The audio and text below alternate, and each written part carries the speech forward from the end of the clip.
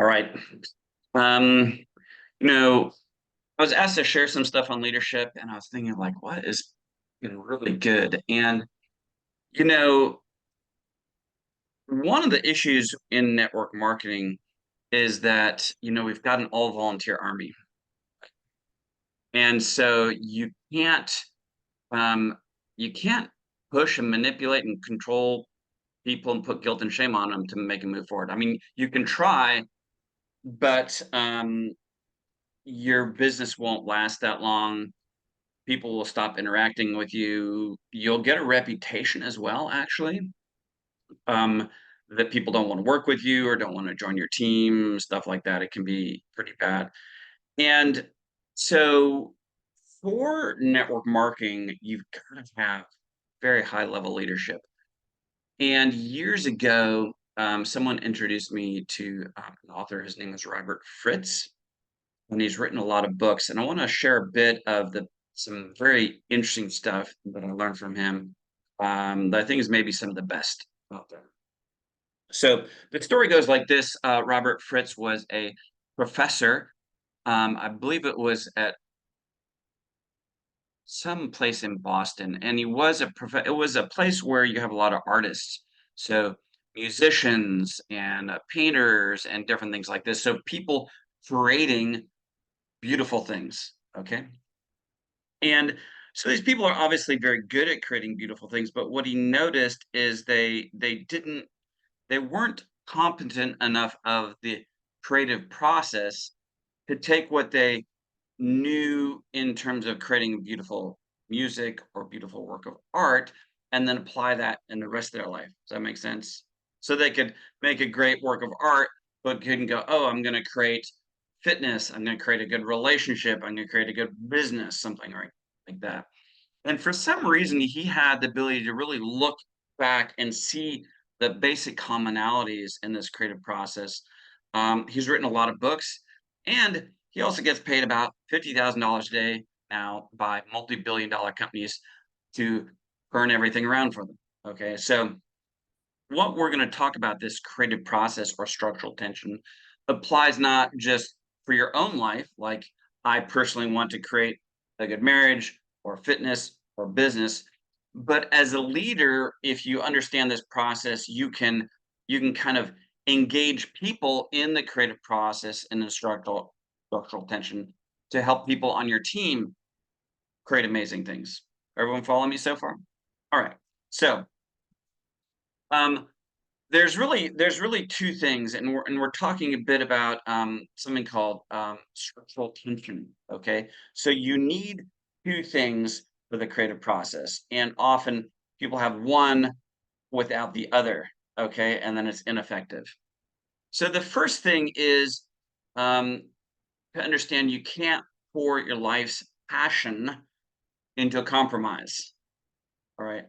So in your own life or with working with people on your team, man, you gotta get them to have real clarity on what do you actually want? Like what really gets you excited. Okay. Now, one thing I would say is sometimes people make the mistake of uh making a goal something that looks like very fickle or something, right? Like, oh, why do you want to build a big business? Oh, I wanna give to orphanages. Okay, cool. I mean, that's a very high consciousness type thing. But I suggest being just super honest with yourself on what exactly would get you excited and not apologize for it. Does that make sense? Like, hey, like if you want to reach a certain rank because they give you a cool ring and you want to wear the ring so people know you're six, oh, whatever. Just start with what actually works for you. Does that make sense? So so you can't put your life's passion into compromise. The second thing about this part of it is you cannot attach your ego or your value to whether this works or doesn't work. Okay. Um, One of the reasons for this is that if you attach your ego to it, right, then you can't have the second part. And the second part is honest and accurate conversation about current reality or progress. Okay. So, for example, some there you might work for this visionary CEO who's like just totally passionate, right? But he has a big ego, and no one can tell him that it isn't actually working, or else he loses his mind and has a rage fest. You follow me so far? So what happens is everyone's working with him, and everyone's like, yeah, yeah, but no one will tell him, oh, this is not working, right? Because it's a toxic environment. And you wonder why you don't get anywhere because like no one's having a conversation about like, oh, cool, but that's not working, right? So when we talk about honest and accurate conversation about current reality, we have to go, okay, cool. Is it working? Right? If it's not, we need to change something. You follow me?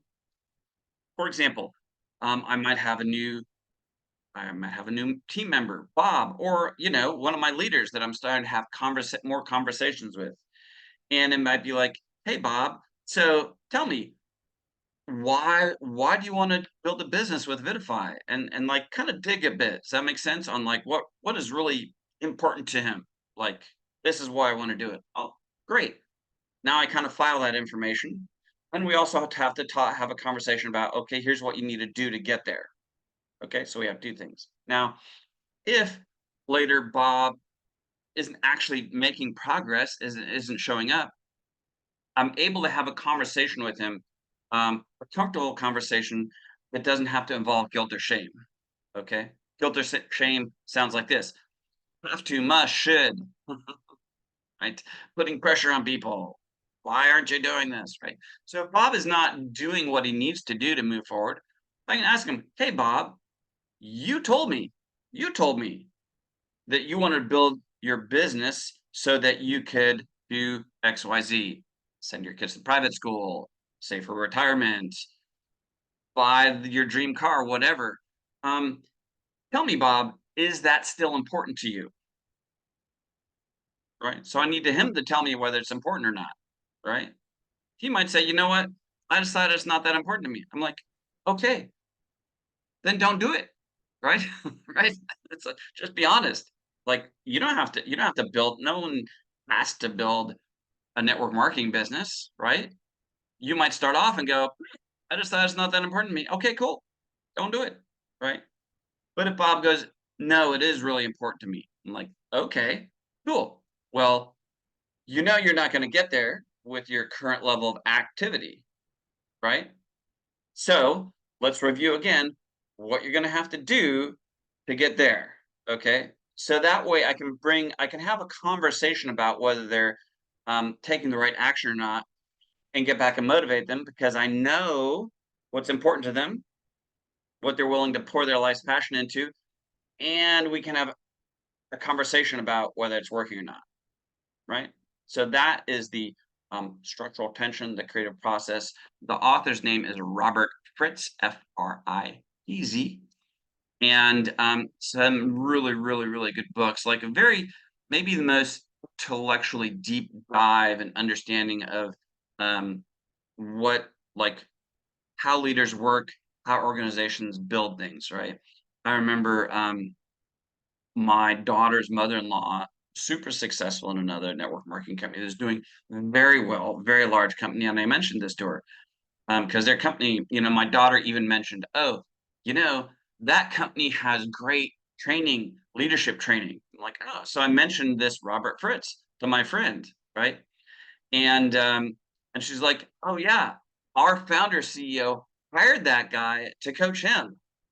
Yeah, to the tune of like $50,000 a day, right? I'm like, "Oh, no wonder you guys are doing so well." So, that's it. I'm gonna stop the recording now.